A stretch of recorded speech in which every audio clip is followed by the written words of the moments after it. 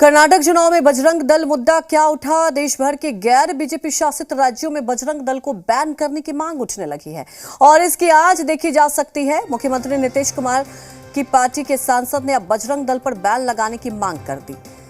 JDU सांसद कौशलेंद्र कुमार ने कहा कि भगवान राम के नाम पर बजरंग दल सहायक बन रहे हैं। भगवान राम के नाम पर भीड़ इकट्ठा होती है तो गलतफहमी में कोई घटना घटती है, ऐसे संगठन को बंद करना चाहिए। इतना ही नहीं, उन्होंने डीएम से कहा कि कोई भी रैली निकले तो सम्मानजनक लोगों को ही अनुमति दी जाए। कौशलेंद्र कुमार ने कहा कि वो नालंदा में बजरंग दल को बैन कर देंगे।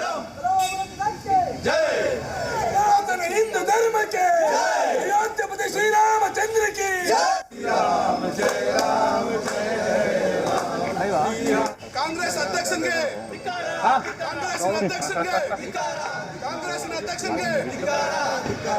प्रभु श्री रामचंद्र महाराज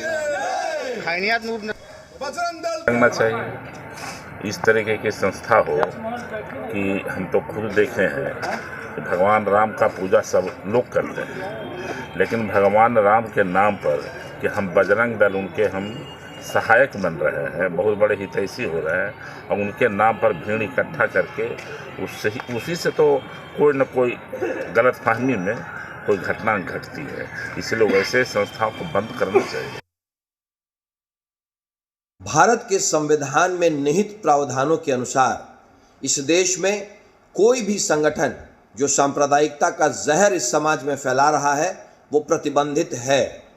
अगर माननीय सांसद ने किसी भी संगठन पर यह आरोप लगाया है, मसलन बजरंग दल, तो इस संस्था की पूरी जांच होनी चाहिए। किसी भी संगठन पर बेवजह का सरकार बैन नहीं लगाती है, लेकिन अगर कोई संगठन उपद्रव फैलाएगा, विधि व्यवस्था खराब करेगा, कानून तोड़ेगा और शांति सद्भावना खराब करेगा तो उनके ऊपर कार्रवाई होगी। नालंदा के माननीय सांसद के क्षेत्र बिहार शरीफ में ही रामनवमी के अवसर पर जो घटना घटी, उस जांच में जिन लोगों का नाम आया वो किस संगठन से ताल्लुक़ रखते हैं, इस सबको पता है। इसलिए उन्होंने इस तरह की बातें कही है कि ऐसे संगठनों पर बैन लगने चाहिए, चाहे वो कोई संगठन हो। अगर वह उपद्रव फैलाता है, समाज में नफरत का जहर बोता है, तो उनके ऊपर कार्रवाई होनी चाहिए। जहां सभी जाति धर्म के लोगों को अपना काम करने की छूट है, लेकिन कुछ लोग गड़बड़ी करते हैं, तनाव का माहौल पैदा करने की कोशिश करते हैं, ऐसे लोगों पर प्रशासन की तरफ से सख्त कार्रवाई की जाती है। हाल के दिनों में बिहार में जो हिंसात्मक घटनाएं घटी, उसमें किसी खास संगठन से जुड़े लोगों की गिरफ्तारियां हुई है। ऐसा क्या खास है कि इसी संगठन से जुड़े लोगों की गिरफ्तारियां हो रही हैं? भाजपा का भी समर्थन इन लोगों को प्राप्त है। भाजपा भी जोर जोर से चिल्लाने लगती है जब ऐसे लोग गिरफ्त में आते हैं। खुद भाजपा के पूर्व विधायक भी गिरफ्तार हुए हैं। आज ये बजरंगबली के भक्तों पर सवाल खड़ा कर रहे हैं। 2047 में हिंदुस्तान को गजवाए हिंद बनाने की बात जब चल रही थी, तब इनके मुंह पर ताला लगे हुए थे। ये कौशलेंद्र जी के क्षेत्र नालंदा में जब हिंसा हुई और जदयू नेताओं के घरों से जब हथियार मिले, बम बरामद हुए, तब इनके मुंह सीले हुए थे। बम बनाते हुए लोग घायल हुए तो उसे बता दिया गया कि बम नहीं बन रहा था, वो तो पटाखे बन रहे थे, तब इनके मुंह पर ताला लगे हुए थे। और आज यह कहते हैं कि बजरंग दल पे, जो कि एक सामाजिक संस्था है, उस पर बैन लगना चाहिए।